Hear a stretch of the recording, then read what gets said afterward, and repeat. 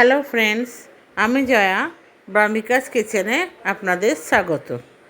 আমি আজকে একটা নতুন রেসিপি নিয়ে এসে হাজির হয়েছি। সেটা আপনারা শেষ পর্যন্ত দেখুন, আশা করি ভালো লাগবে। যারা আমার পুরনো বন্ধু তারা আমার পাশেই থাকবেন, একটা লাইক করে কমেন্টস করে। আর যারা আমার নতুন বন্ধু আমার চ্যানেলটাকে এখনও সাবস্ক্রাইব করেননি, তাদের কাছে আমার এই চ্যানেলটা সাবস্ক্রাইব করার জন্য অনুরোধ রইল। চলুন তাহলে আস্তে আস্তে রেসিপির দিকে এগিয়ে যাওয়া যাক। অনেক সময় আমরা অনেক বড় মাছ খাই রান্না করে, ঝোল ঝাল যাই হোক করে। তখন আমরা বড় মাছ যখন খেতে ইচ্ছা না করে, তখন আমরা কিছুটা ছোটো মাছের দিকে ঝোঁক করে খাওয়ার জন্য। ছোটো মাছগুলো আমরা বিভিন্নভাবে রান্না করতে পারি, তবে এটা আমি একটা নতুনভাবে রান্না করেছি।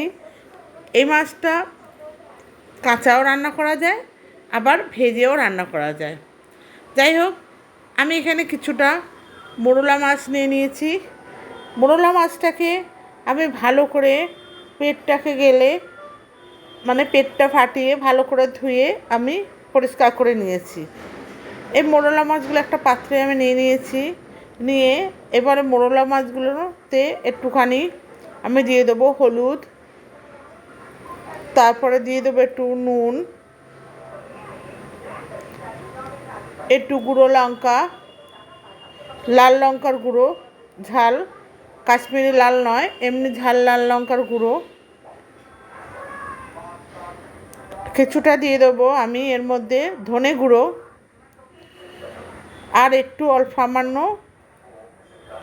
1.5 টিস্পুন ধনে গুঁড়ো দিয়েছি। আর 1 টিস্পুনের মতো আমি কাঁচা সর্ষের তেল দিয়েছি। দিয়ে এইগুলোকে আমি ভালোভাবে মাখিয়ে 10 থেকে 15 মিনিটের জন্য রেখে দেবো।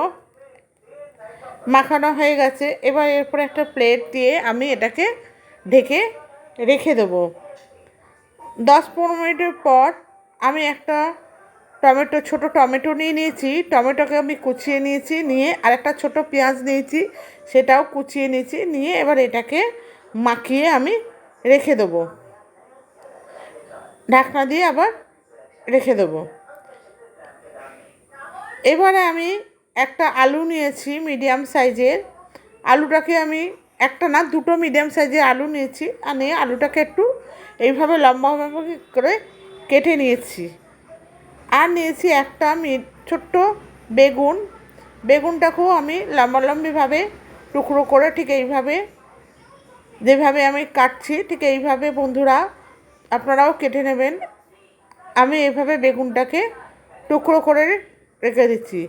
আপনারা শেষ পর্যন্ত ভিডিওটা দেখুন, আশা করছি ভালো লাগবে এবং গরম ভাতের সাথে এটা খেতে আরও বেশি ভালো লাগে। এবার আমি কড়াইতে ওভেনে একটা কড়াই বসিয়ে ওখানে 3-4 টিস্পুনের মতো তেল দিয়ে দিয়েছি। তেল দিয়ে দেওয়ার পর এবার আলুগুলো যে টুকরো করে রেখেছিলাম সেই আলুগুলোকেও আমি কড়াইতে দিয়ে দিলাম। দিয়ে এবার আলুগুলোকে একটু ভেজে নেবো নাড়াচাড়া করে। ভেজে আমি আলুগুলো ভাজা হয়ে গেছে। এবার আমি এগুলোকে একটা পাত্রে তুলে নিলাম। নিয়ে ওই একই তেলের মধ্যেই আমি যে বেগুনটা কেটে রেখেছিলাম সে বেগুনটা এখানে অ্যাড করে দেবো। বেগুনটা অ্যাড করে দিয়েও আমি ওটাকেও কিছুক্ষণের জন্য ফ্রাই করে নেব।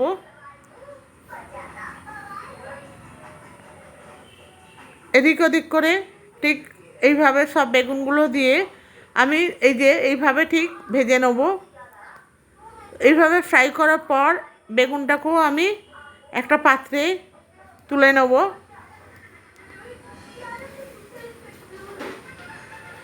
এবার কড়াইতে যেহেতু তেল নেই, আমি এখানে আরও 1.5 টিস্পুন 1 থেকে 1.5 চামচের মতো আমি সর্ষের তেল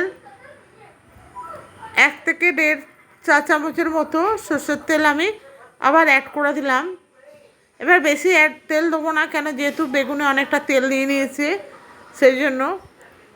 এবার আমি এর মধ্যে দিয়ে দেবো গোটা কালো জিরে 1/2 টিস্পুনের মতো, 1/2 চা চামচের মতো, আর 3-4টে কাঁচা লঙ্কা যেটা আমি ভেঙে টুকরো করে নিয়েছি। এইবার আমি কি করব, যে মাছটা আমি মোরলা মাছটা মাখিয়ে রেখেছিলাম টমেটো, নুন, হলুদ, ধনে গুঁড়ো সব দিয়ে, সেই মাছটাকে আমি এবার এর মধ্যে অ্যাড করে দেবো।